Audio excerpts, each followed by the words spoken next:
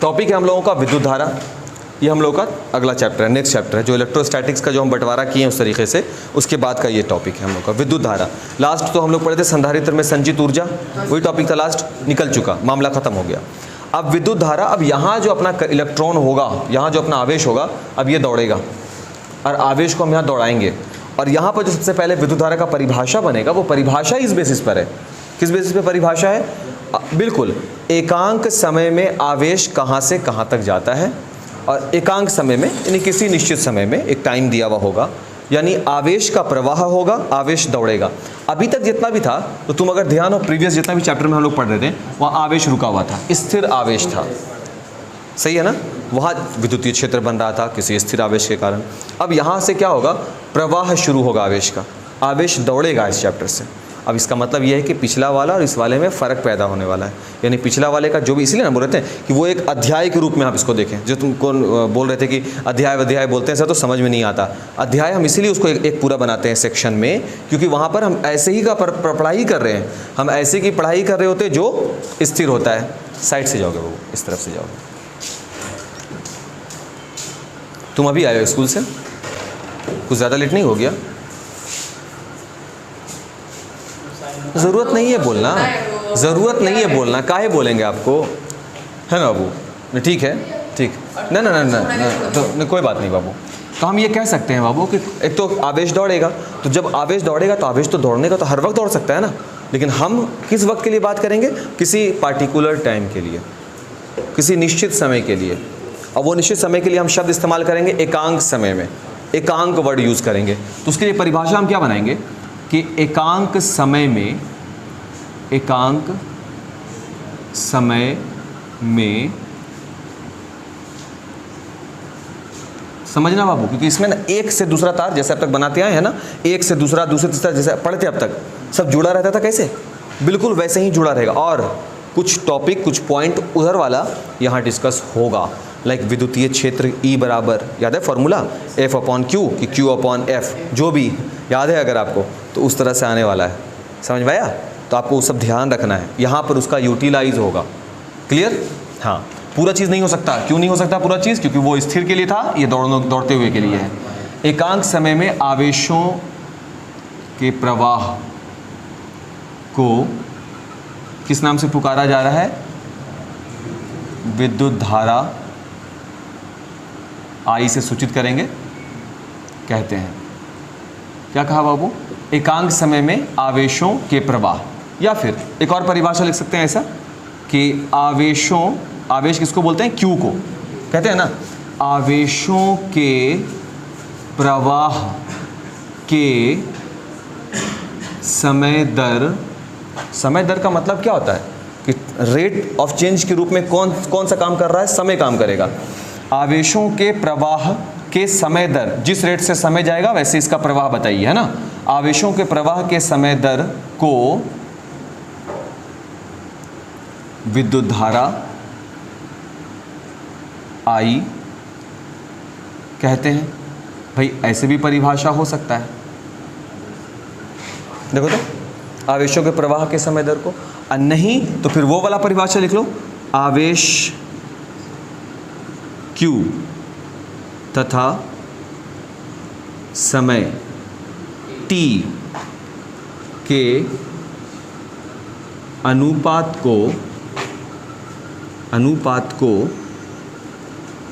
विद्युत धारा सूचित किसे करेंगे? I कहते हैं। अच्छा, आवेश Q तथा समय T के अनुपात को हम लोग क्या नाम दे दिए? विद्युत धारा I। तो अब इन सब परिभाषा से, इतना जो तीन परिभाषा दिया, निष्कर्ष तो एक ही निकला है कि धारा I is equal to Q/T। सही है बात? अब छोटे से धारा के बारे में बात मत करो। मान लेते हैं कि समय भी बहुत लंबा चौड़ा था, मान लेते हैं बहुत ज़्यादा समय है, आवेश का प्रवाह भी बहुत ज़्यादा आवेश के लिए हुआ है, तो अगर जब ज़्यादा आंकड़ा मिलने लगे तो हम बात करते हैं औसत का। जैसे कि जब हम चाल निकालते हैं तो चाल हम तात्क्षणिक निकालते हैं कि 5 मिनट में मेरी गाड़ी 15 किलोमीटर की दूरी तय करती है, तो मीटर प्रति सेकंड में इसका वैल्यू जो निकला वो चाल कहलाता है। लेकिन अगर हम दो बड़े बड़े स्टेशन जैसे कि पटना और आगे दिल्ली, उसके बीच की दूरी को निकालने का बात करेंगे तो वहाँ पर हमको क्या निकालना पड़ेगा? औसत चाल। एग्जैक्ट चाल नहीं निकलेगा, चाल और औसत चाल में थोड़ा सा फ़र्क होता है। फ़र्क है क्या? छोटी दूरी छोटे समय के लिए उसका अनुपात है वो, लेकिन वो औसत चाल बड़ी दूरी और बड़े समय के लिए। अगर छोटा सा आवेश नहीं, बड़ी मात्रा में आवेश दौड़ रहा हो, छोटा सा समय नहीं, बड़ी मात्रा में समय का हो, तब उसके लिए हम लोग निकालते हैं औसत विद्युत धारा। औसत विद्युत धारा, तो औसत को इंग्लिश में क्या बोलते हैं? एवरेज बोलते हैं ना। इसको लिखेंगे IAV। AV का मतलब क्या हो जाएगा? Average, is equal to delta Q, मतलब Q में होने वाला बदलाव अपॉन डेल्टा T, समय के सापेक्ष। औसत विद्युत धारा किसे कहते हैं? देख लीजिए भाई, कुल विद्युत धारा क्या होगा? कुल आवेश और कुल समय का अनुपात। ये कुल आवेश और कुल समय का अनुपात है, और ये क्या है? एकांक समय में एकांक जो आवेश जाए एकांक समय में। ये एकांक समय के बारे में बात नहीं है, यह कुल समय, जो भी ज्ञात समय हो उस पूरे समय में आवेश कितना गया है, 1 2 3 4 5 जो भी हो, सब के सब। समझ में आया बात यहाँ तक? अच्छा, इसके बाद बाबू क्या चीज़ देखना होता है? मात्रक। हर बार ये क्या है? Q क्या बता रहा है? आवेश, आवेश बता रहा है बाबू। और आवेश का मात्रक क्या होता है? कूलॉम, है ना। आवेश का मात्रक होता है कूलॉम। सूचित किसे करते हैं बाबू? C। तकलीफ समय, यह है समय। समय का मात्रक क्या होता है? सेकेंड, है ना बाबू। और सूचित किसे करेंगे? S। क्लियर हो गया। तो धारा का अगर हम बात करें तो धारा I इज इक्वल टू हो जाएगा C/S, कूलॉम प्रति सेकंड। और कूलॉम प्रति सेकंड को एक नाम से जानते हैं, इसको पढ़ते हैं हम लोग एम्पियर, AMP। यानी हम यहाँ पर ये लिख सकते हैं कि विद्युत धारा का मात्रक क्या होगा? एम्पियर। सही है बात। यानी हम लिख सकते हैं कि कूलॉम प्रति सेकंड कहीं पर भी दिया गया हो तो वो सीधे किसके बराबर हो जाएगा? एम्पियर के बराबर हो जाएगा। ये भी निष्कर्ष निकल गया, है ना। ये जो औसत निकला इसको हम क्या बोलेंगे? औसत को हम क्या पढ़ेंगे? हम बोलेंगे यहाँ है एकांक समय, यहाँ क्या होगा? लंबे समय अंतराल, क्योंकि अब ये एकांक समय हो ही नहीं सकता, समय ज़्यादा होगा। लंबे समय अंतराल में कुल आवेशों के प्रवाह दर को क्या बोलते हैं? औसत विद्युत धारा कहते हैं। औसत विद्युत धारा कहते हैं। कोई तकलीफ यहाँ तक? कोई दिक्कत नहीं ना? एकदम क्लियर हो गया। विद्युत धारा किसे कहेंगे? एकांक समय में आवेशों के प्रवाह को विद्युत धारा कहेंगे, या फिर आवेशों के प्रवाह के समय दर को कहेंगे, या फिर आवेश और समय के अनुपात को विद्युत धारा कहेंगे। ये तीन एकदम क्लियर है बात, ठीक है ना। अब इसी में अगर हम बोलते कि अब जो समय है वो समय एक लंबा टाइम पीरियड हो जाए, तो लंबे टाइम पीरियड के लिए आवेश का प्रवाह भी बहुत ज़्यादा मात्रा में होगा। अब ज़्यादा मात्रा के लिए हम विद्युत धारा कैसे निकालेंगे? मान लेते हैं 5 मिनट के लिए धारा प्रवाहित किया, फिर रुक गए, फिर कुछ देर के बाद धारा प्रवाहित किया, फिर रुक गए। ये जो रुक रुक करके होगा तो अलग अलग समय होगा, अलग अलग धारा का प्रवाह यानी आवेशों का प्रवाह होगा। इस अलग अलग समय अलग अलग जो आवेश का प्रवाह है, इसका जब आप अनुपात निकालोगे तो आवेश बटा समय जो निकालोगे वही क्या निकल कर आएगा? औसत यानी एवरेज, कि इतना के एम्पियर से धारा प्रवाहित हो रही है। क्योंकि कभी ऐसा होता है, वोल्टेज ज़्यादा, तुम अपने AC को ही देखो, वोल्टेज ज़्यादा है तो कभी कम होगा तो 195 हो गया इस क्षण, कभी 244 जा रहा है। तो अगर हम बोलेंगे कि बताओ कैसा स्पीड दे रहा, तुम क्या बोलोगे? 244 एम्पियर का स्पीड है? नहीं सर, एकदम गलत बात है। तो अब एवरेज निकालेंगे तो बोलेंगे नहीं सर 180 के आसपास, 180 एम्पियर के आसपास चल रहा है। समझ में आ रहा है बात? बस यही लॉजिक अपना इस्तेमाल करेंगे, यही बात करते जाएंगे। कोई दिक्कत है? नहीं, ये इतना ही है, इसमें ज़्यादा और कुछ है ये नहीं है।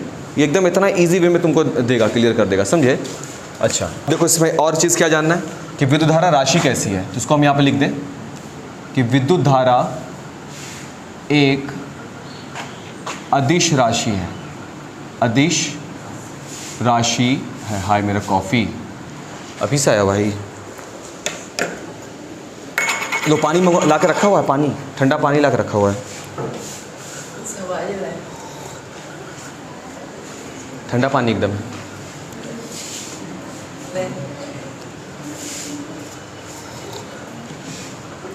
तो विद्युत धारा को अदिश राशि बोला गया। हालांकि हम लोग पढ़े हैं सदिश और अदिश में, जिसमें दिशा हो और परिमाण हो तो वो सदिश हो जाता है, ठीक है ना। फिर इसको काहे बोला जा रहा है अदिश, जबकि तुम देख लो कि धारा का प्रवाह तुमको मालूम है कि कहाँ से कहाँ भेजना है, सही है क्या। फिर इसको अदिश क्यों बोला जा रहा है, इसके पीछे कोई रीज़न होना चाहिए। रीज़न ये है कि धारा, विद्युत धारा के बारे में, कि इसको अदिश राशि इसलिए बोलते हैं क्योंकि ये त्रिभुजों के सदिश नियम का अनुपालन नहीं करते। अब त्रिभुजों का सदिश नियम क्या था, वो क्लास 11 में पढ़ना था हम लोगों को। एक इस दिशा में, अगर एक इस दिशा में है तो इसका मतलब है कि ये इसका परिमाण बराबर होगा, नहीं याद आया। अगर इसका नाम ए बी है, ये बी सी है, तो हम लिखेंगे कि A B plus B C बराबर ए सी, है ना। ये त्रिभुज का सदिश नियम होता है। यानी धारा का प्रवाह अगर इस दिशा में हो, इसके बाद यहाँ से बेंड करके इस दिशा में कर दिया जाए, तो आप डायरेक्टली ऐसे निकालें तो धारा का मान क्या होना चाहिए था, बराबर। और जो इस पैटर्न को फॉलो करते हैं उनको सदिश बोला जा सकता है। लेकिन विद्युत धारा जो अपना है वो इस पैटर्न को फॉलो नहीं करता। इसका सिंपल सा जवाब यही हम लोग देते हैं, क्योंकि जो विद्युत धारा है वो सदिशों के, त्रिभुजों के योग नियम का अनुपालन नहीं कर रहे होते, इसलिए ये किस राशि में रखी गई है, अदिश में। अब एक और तरीका है बोलने का, इसका नेट मान शून्य नहीं होता है। नेट मान का मतलब क्या है, विस्थापन। देखो, विस्थापन एक सदिश राशि है। क्यों बोलते हैं, इस स्थान से तुम चलना शुरू करो, वहाँ तक जाओ और वहाँ से चल के वापस यहाँ पर आ जाओ, तो विस्थापन का मान क्या हो जाता है, 0, क्योंकि आरंभिक और अंतिम स्थिति दोनों क्या हो जाती है, बराबर। यहाँ से तुम दाईं ओर जाते हो तो प्लस में वैल्यू मिलता है, और वहाँ से फिर तुम बाईं ओर आते हो तो माइनस में वैल्यू मिलता है, और वैल्यू क्या हो जाता है, 0। इतना सा बात है। इसके केस में क्या होता है धारा में, कि यहाँ से धारा एकांक समय में वहाँ तक गई, और वहाँ से लौट के धारा यहाँ आती है। तो धारा का प्रवाह समय के लिए, यही बात कर रहे थे अभी, कि समय अंतराल 2 बार हो गया। यहाँ से 5 मिनट में वहाँ जाती है, 5 मिनट में यहाँ आती है। समय कितना हो गया, 10 मिनट। 10 मिनट में आवेश यहाँ से वहाँ गया होगा, और फिर वहाँ से आवेश उठकर यहाँ आया होगा। कुल आवेश, दोनों आवेशों को जोड़ देंगे, सही बात। तो कुल आवेश बटा कुल समय इज इक्वल टू औसत विद्युत धारा। यही कह रहे थे ना अभी, यही हो गया औसत विद्युत धारा। तो यानी कि ये तो औसत निकालने लग गया, जबकि इसका वैल्यू क्या हो जाना चाहिए था, 0। यहाँ 0 नहीं मिलता है, समझ में आ रहा है। आप ऐसे भी कह सकते हैं, क्योंकि विद्युत धारा का जो नेट आवेश होता है, नेट वैल्यू होता है, वो कभी भी 0 नहीं होता। और नेट वैल्यू 0 नहीं होने का मतलब ही होता है कि ये अदिश बताता है। बल में, बल सदिश राशि है कि अदिश, बल एक सदिश राशि है। कैसे कह सकते हैं, कुर्सी में धक्का लगाते हैं 5 न्यूटन के बल से इधर, और उधर से 5, बिल्कुल, और उधर से जब 5 न्यूटन का बल लगाओगे तो वो माइनस में, तो इसको दोनों बल को जब जोड़ोगे तो +5 एंड -5, रिजल्टेंट क्या मिलेगा, 0। तो नेट 0 होता है, इसलिए वो सदिश है, दिशा का अनुपालन वो करेगा। इसमें क्या है, ये दिशा का अनुपालन नहीं करते, इसका नेट मान शून्य कभी नहीं होता। हम उसको लिख देते हैं कि विद्युत धारा एक अदिश राशि है, क्योंकि यह कभी भी नहीं, क्योंकि इसका नेट मान शून्य नहीं होता है। पूर्ण विराम, मतलब ये कि नेट मान शून्य का अर्थ यह है कि यह सदिशों के योग नियम का अनुपालन नहीं करती है। सही है ना, ये योग नियम का अनुपालन नहीं करेगी, ये कह सकते हैं। इसको हम नेट भी बोल सकते हैं, दोनों काम है। पहला बात क्या बताया, आवेशों के प्रवाह के समय दर को विद्युत धारा बोलते हैं। वो नहीं समझ में आया तो आवेश बटा समय कर दीजिए तो विद्युत धारा बन जाएगा। उसके बाद I बराबर Q बटा T। Q का मतलब है आवेश, और आवेश का मात्रक है कूलॉम। समय का मात्रक है सेकंड, सेकंड को इससे सूचित किया, कूलॉम प्रति सेकंड, कूलॉम प्रति समय जो आया ये वैल्यू कहला गया एम्पियर। इसलिए विद्युत धारा का जो SI मात्रक है वो एम्पियर कहलाएगा। और यहाँ से तुम बहुत कुछ कर सकते हो। अगर प्रश्न आ सकता है 1 एम्पियर को परिभाषित करें, तो 1 एम्पियर का मतलब होता है कूलॉम अपॉन सेकंड। तो यानी कि 1 सेकंड तक 1 कूलॉम आवेश का प्रवाह ही 1 एम्पियर कहलाता है। और ये चीज़ करना तुम अब जान गए हो अच्छे से, तुम अच्छे से ये चीज़ कर सकते हो। अच्छा, आई एवरेज क्या था, औसत विद्युत धारा किसे कहेंगे? तो जो विद्युत धारा है, जो प्रवाह हो रहा है, वो अलग अलग समय अंतराल पर आवेशों का प्रवाह अलग अलग देखने के लिए मिल सकता है। अभी से लेकर के 5 मिनट तक, तुम्हारे आने से पहले तक विद्युत धारा बहुत ही अच्छा स्पीड में था, मतलब अच्छा दे रहा था, 190 के आसपास था।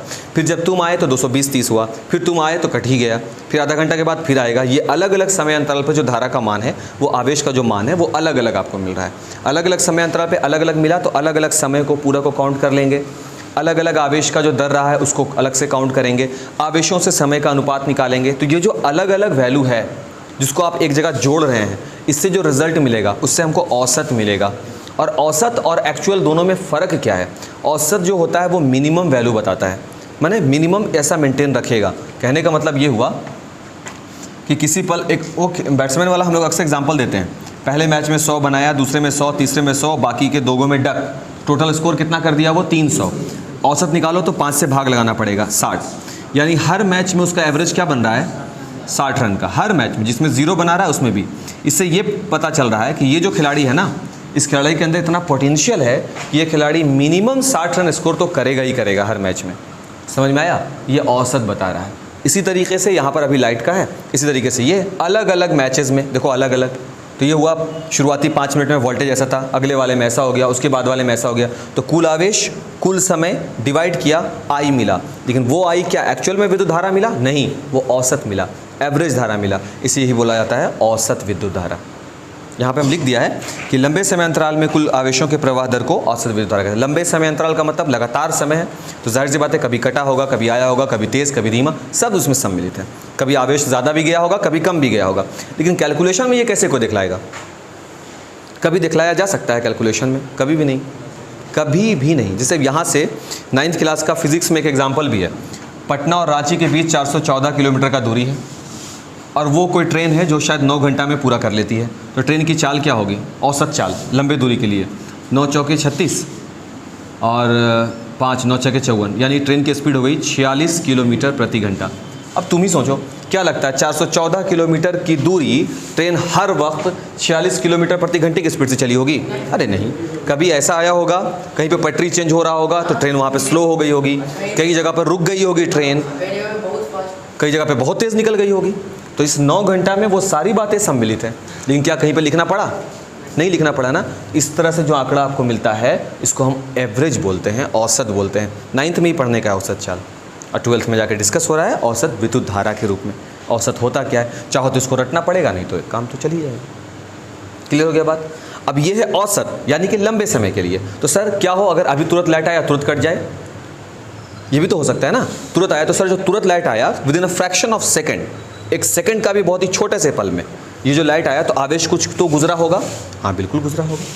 फ्रैक्शन ऑफ सेकंड में यानी समय का एक छोटे से पल में आवेश का प्रवाह दिखा होगा। इस छोटे से पल में जो आवेश का प्रवाह है उसको एक और नाम से जानते हैं, जिसको बोला जाता है तात्क्षणिक विद्युत धारा। तात्क्षणिक विद्युत धारा। और तात्क्षणिक को क्या बोलते हैं? इंस्टेंट। ठीक है। औसत क्या था? लंबे समय अंतराल के लिए। ये क्या होगा? छोटे से समय अंतराल के लिए, यानी INST, इंस्टेंट इज इक्वल छोटे से समय के लिए छोटे से, ऐसा करते हैं क्या? लगाते हैं DQ, हो गया। छोटे से समय अंतराल के लिए, यानी कि आवेशों का अवकलन और समय का अवकलन करना पड़ेगा ना, दोनों का अनुपात निकालना पड़ेगा, तो हमको तात्क्षणिक विद्युत धारा प्राप्त हो जाएगी। हम ये लिखेंगे, छोटे से समय अंतराल है ना बाबू, छोटे से समय अंतराल में आवेशों के प्रवाह की दर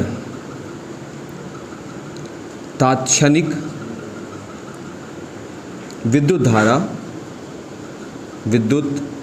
धारा INST कहलाती है। सही है क्या? इसको ऐसे भी बोल सकते हो, अगर ये वाला नहीं क्लियर हुआ तो ये वाला, आवेशों का अवकलन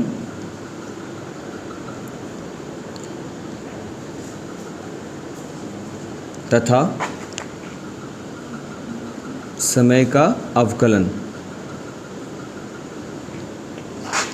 का अनुपात तात्क्षणिक विद्युत धारा कहलाती है। तो इसके लिए INST is equal to dq/dt हो गया। दोनों तरीके से बोल सकते हैं, और इससे बेटर ये वाला होता है, छोटे से समय में छोटा सा आवेश का प्रवाह होगा, इन दोनों वैल्यू जो छोटा छोटा होगा, इन दोनों का अनुपात अगर हम निकालेंगे तो हमको I इंस्टेंटेनियस मिल जाएगा, छोटा सा तात्क्षणिक विद्युत धारा हमको मिल जाएगा। क्लियर है बात? ये दो बातें तो क्लियर हो गई भाई। विद्युत धारा किसे कहते हैं, एक टॉपिक ये बताया। औसत विद्युत धारा किसे कहते हैं, एक टॉपिक ये बताया। विद्युत धारा कैसी राशि है, अदिश राशि है। तो अदिश क्यों है, क्योंकि इसका जो नेट वैल्यू होता है, कोई भी सदिश राशि को देख लीजिए, उसका नेट मान हमेशा शून्य जाएगा, लेकिन विद्युत धारा का नेट मान शून्य नहीं होता। इन्हीं कारणों से हम विद्युत धारा को एक अदिश राशि बोलते हैं, जबकि इसमें दिशा भी है और इसमें परिमाण भी है, दोनों चीज़ होता है, फिर भी यह अदिश राशि में कंसीडर की जाती है। फिर तात्क्षणिक विद्युत धारा बताया कि तात्क्षणिक विद्युत धारा का आकलन करते ही हैं हम लोग छोटे से समय के लिए, इंस्टेंट छोटे से समय के लिए हम लोग करते हैं। क्लियर हो गया बात? इसको मेरे ख्याल से नोट करना तो नोट करो, नहीं तो फिर वीडियो अपलोड करेंगे, रातों तक में हो पाएगा, है ना? ठीक है, तो ब्रेक ले लो, फिर हम करते हैं। हाँ, अपवहन वेग। कोई भी वाइवा लेने वाला टीचर होगा वो ये सवाल पूछता है, क्योंकि यही सवाल हम लगातार 2-3 साल से टीचर का सुन रहे हैं कि ये सवाल वो पूछवे करता है। अपवहन वेग एग्जाम में नहीं आता, लेकिन इसको सूचित करते हैं बाबू VD से, और VD से सूचित करने के पीछे का कारण है, इसको इंग्लिश में बोलते हैं ड्रिफ्ट वेलोसिटी।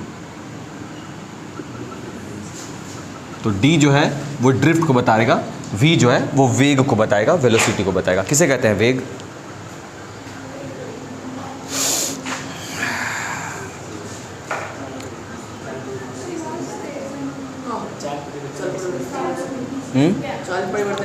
हाँ, चाल में दिशा को जोड़ दो, वेग बन गया। ठीक।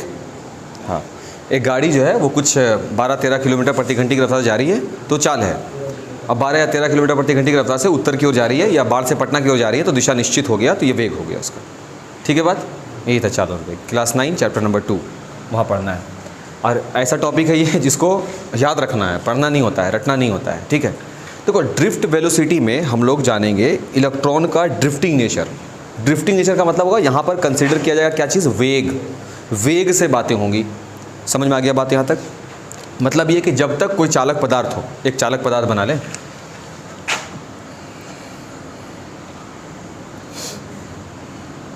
हाँ, ड्रिफ्टिंग में ऐसे ही चालक पदार्थ बनेगा। ठीक है, और ये इलेक्ट्रॉन है, इसकी दिशा इधर है, ये इलेक्ट्रॉन है, ये इस तरीके से है, ये इलेक्ट्रॉन है, ऐसा है, ये इलेक्ट्रॉन है, इधर दिशा में है, कुछ इलेक्ट्रॉन है इस दिशा में। इसका क्या मतलब है कि इलेक्ट्रॉन का जो दिशा है फिलहाल गति का, वो कैसा है? यादृच्छिक। कैसी दिशा में है इलेक्ट्रॉन? दिशा जो है वो यादृच्छिक है। इंग्लिश में क्या बोलते हैं इसको? प्रोबेबिलिटी में पढ़े होगे, रैंडमली। रैंडम, रैंडम का मतलब होता है जिसकी दिशा निश्चित नहीं है, वो अनियंत्रित तरीके से जहाँ तहाँ भटक रही है। तो किसी भी चालक पदार्थ में जब तक कि उस चालक पदार्थ से धारा प्रवाहित ना किया जाए, इलेक्ट्रॉनों का वेग जो होता है वो यादृच्छिक होता है, रैंडम होता है।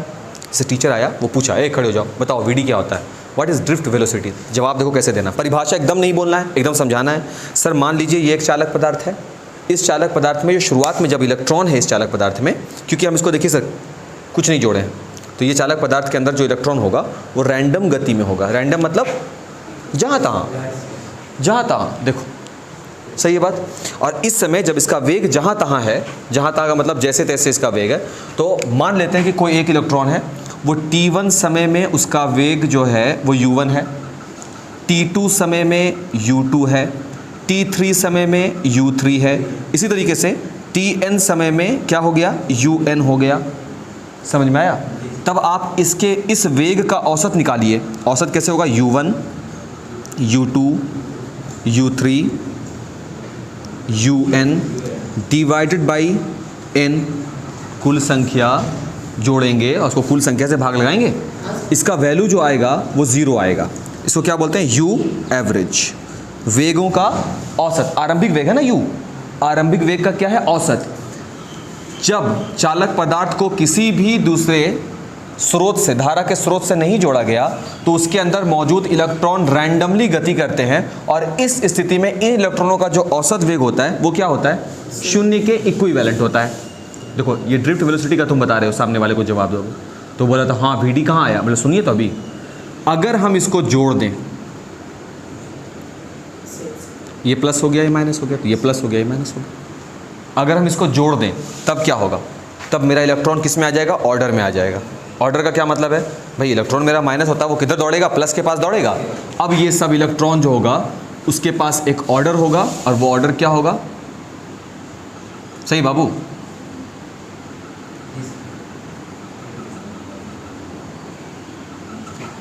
क्लियर हो गया बात। अब इलेक्ट्रॉन की जो गति की दिशा होगी उसके जस्ट विपरीत विद्युत धारा की दिशा, सही है बात, यहां तक बात समझ में आया। अब दो बात यहाँ पे हुआ है, एक ये जब तक चालक पदार्थ से धारा नहीं प्रवाहित करेंगे इलेक्ट्रॉनों का जो औसत वेग है वो क्या रहेगा, शून्य। अब क्यों है औसत वेग शून्य, एवरेज जीरो क्यों रहेगा भाई, इधर उधर भटक रहा, टकरा गया एक दूसरे में, ऐसे जा रहा है ऐसे जा रहा है खत्म हो गया, ऐसे जा रहा है ऐसे जा रहा है खत्म हो गया, बात समझ में आ रहा है। इस तरह से एवरेज जो निकला वो कितना वैल्यू निकल जाएगा, जीरो। आरंभिक, यू का मतलब क्या होता है, ये भी 9th में पढ़ने का है, यू डिपिक्ट करता है आरंभिक वेग को, और वी होगा अंतिम वेग। और अंतिम वेग कौन सा, जब हम उस चालक पदार्थ को विद्युत धारा के स्रोत से जोड़ दिया, सेल वगैरह से जोड़ दिया, तब क्या हुआ, देखो जोड़ दिया ना, जोड़ने के बाद क्या हुआ, इनका एक निश्चित दिशा इनको मिल गया। अब क्या देख रहे हैं, अब हम ये देख रहे हैं कि t1 समय में क्या हो गया है वेग, v1 अंतिम वेग, t2 समय में v2, t3 समय में v3, सही है बात। और इसी तरह से tn समय में vn अंतिम, सही है। अब इसका जो औसत निकल कर आएगा ना उसी को vd बोलते हैं, v1 plus v2 plus v3 so on vn upon में n। और ये जो वैल्यू निकल कर आएगा वो इससे तो ज़रूर अलग रहेगा, अलग रहेगा, एवरेज से ज़्यादा रहेगा। इसी वेग को जो इसके औसत वेग से ज़्यादा हो जाता है अपवहन वेग कहलाता है। फिर से हड़बड़ाना नहीं है, कोई भी चालक पदार्थ है, जब उस चालक पदार्थ से होकर विद्युत धारा प्रवाहित नहीं की जा रही होगी, जब किसी चालक पदार्थ से होकर धारा प्रवाहित नहीं की जाती है तो उस चालक पदार्थ के अंदर जो इलेक्ट्रॉन होते हैं उनकी गति की जो दिशा होती है वो रैंडम होती है, जैसे तैसे होती है, यादृच्छिक बोला जाता है हिंदी में। यहाँ तक बात क्लियर हो गया। ये जो इलेक्ट्रॉनों के जो रैंडम होने की वजह से उनका जो कुल औसत वेग निकलता है वो शून्य के इक्विवेलेंट होता है। यहाँ पे निकाल के दिखला दिया कि वो शून्य के इक्विवेलेंट है। लेकिन अगर इस चालक पदार्थ को धारा के स्रोत से जोड़ दो, सही है, तो इलेक्ट्रॉन अपने परेड में लग जाते हैं। परेड का मतलब होता है एक दिशा में मार्च करना शुरू करते हैं, किधर, माइनस है तो प्लस की ओर आकर्षित होने लगेगा, तो उससे धारा की दिशा मिल जाएगी आपको, सही है बात।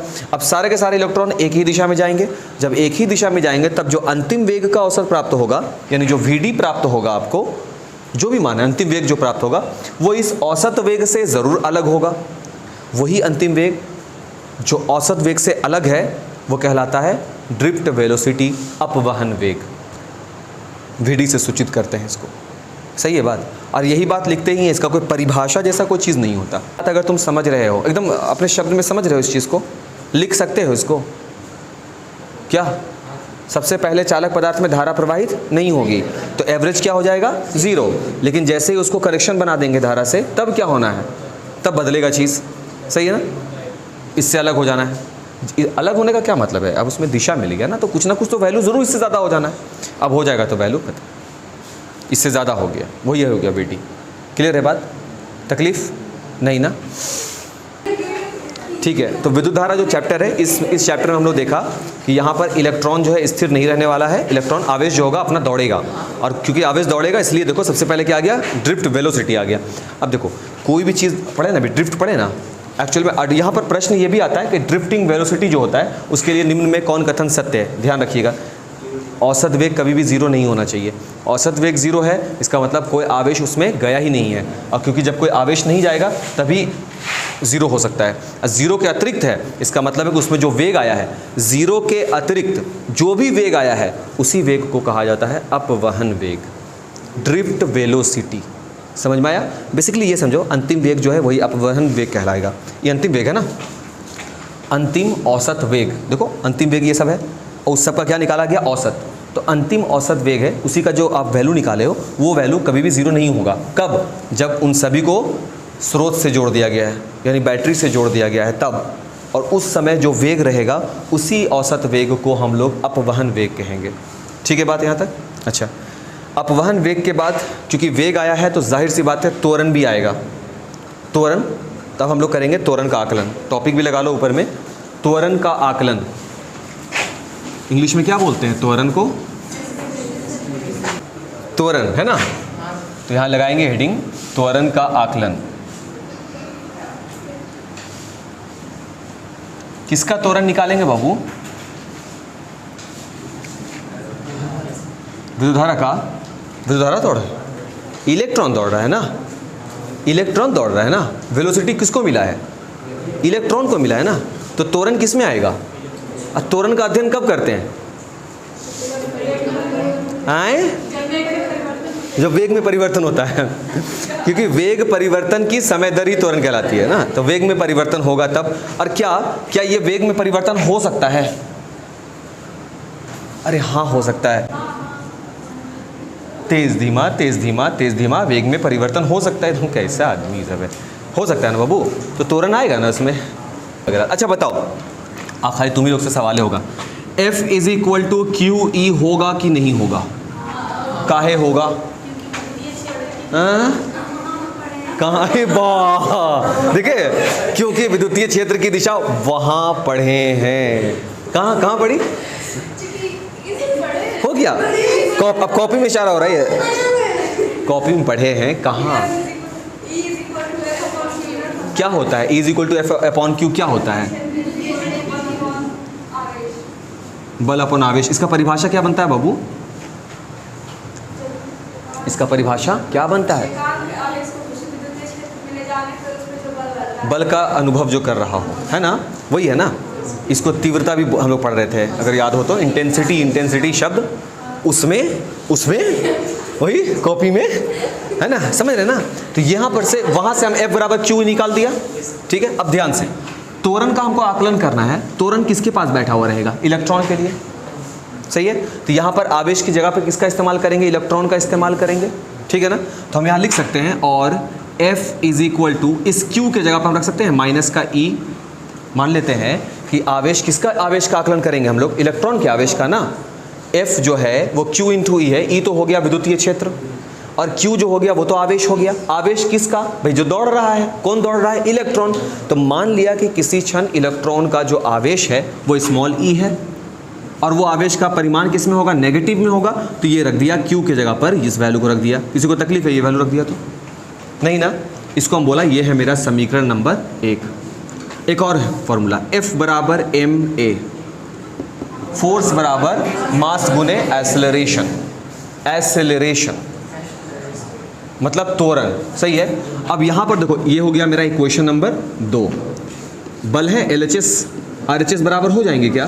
तो हम यहाँ पर लिख सकते हैं ma = माइनस का E और कैपिटल का E, कह सकते हैं A बराबर निकलेगा E/m। निकल गया त्वरण।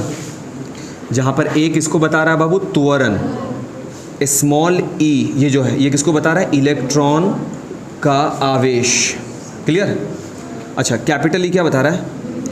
विद्युतीय क्षेत्र। और स्मॉल m क्या बता रहा है? द्रव्यमान। किसका द्रव्यमान? इलेक्ट्रॉन का। क्योंकि ये सारा केस आप त्वरण आकलन त्वरण कर भी रहे हो, किसका पता? भाई जो दौड़ेगा उसी का ना त्वरण होगा। दौड़ रहे हैं सर, बैठोगे निकालोगे। साहिल का त्वरण क्या है? क्या है साहिल का त्वरण? हाँ 0 है। कैसे मालूम? कुछ करें ना, विरामावस्था में, यानी कि सर इसमें वेग ही नहीं है और वेग का परिवर्तन ही होगा। समय के साथ साथ वेग में अगर परिवर्तन है तो, नहीं है तो 0 है। एक गाड़ी 15 किलोमीटर प्रति घंटे की रफ्तार से चल रही है, उसका त्वरण क्या होगा? क्यों होगा?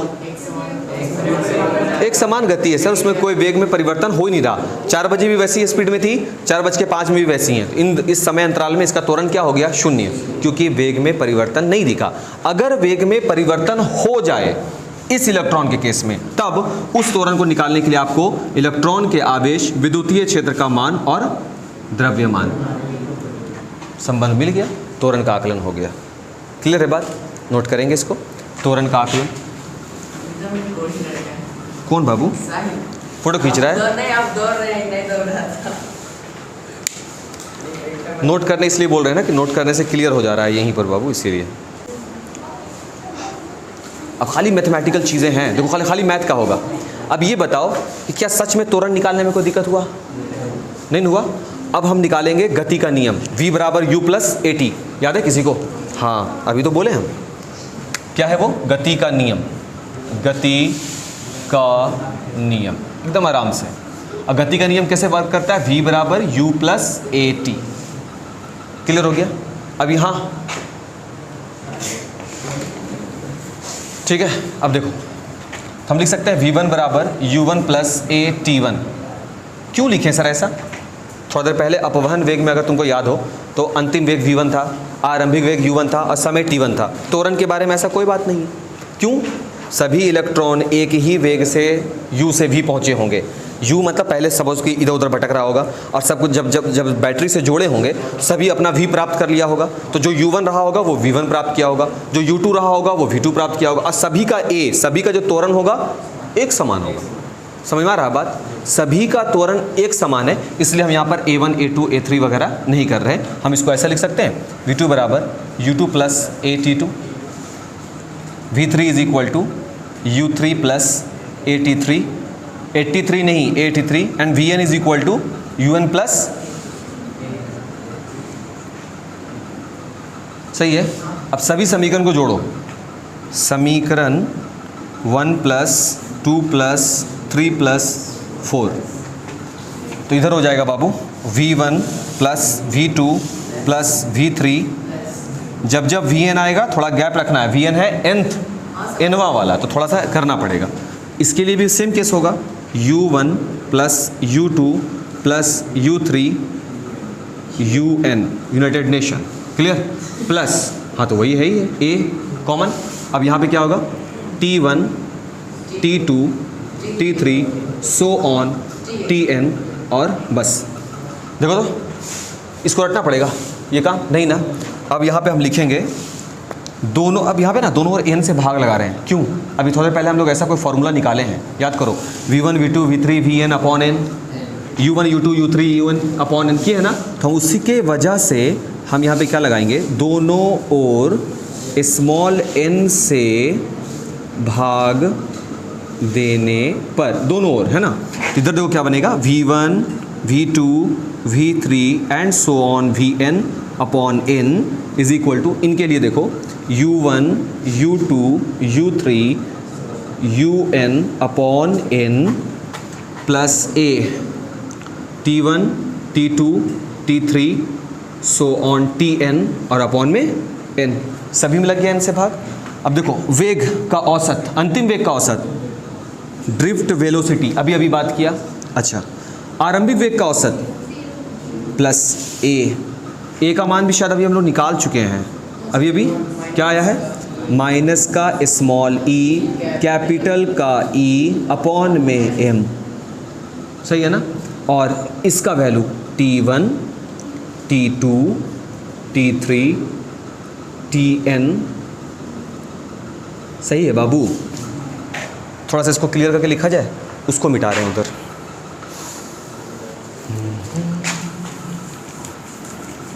जब कोई ऐसा थ्योरी रहेगा ना जो लंबा चौड़ा थोड़ा समझाने वाला, वहाँ पे हम थोड़ा स्लो हो सकते हैं, बट इसमें क्या समझाएंगे? तुम लोग इससे ज़्यादा हेवी काम कर चुके हो, अब ये तो कुछ है ही नहीं। अब यहाँ पे लिख सकते हैं V D is equal to minus का ई, कैपिटल का E, M plus, sorry plus नहीं है, इनटू, हाँ ताऊ जी, एकदम पहचान लिया लड़का, पहचान तो ताऊ जी, तुरंत ताऊ, ऑल्सो नोन एज,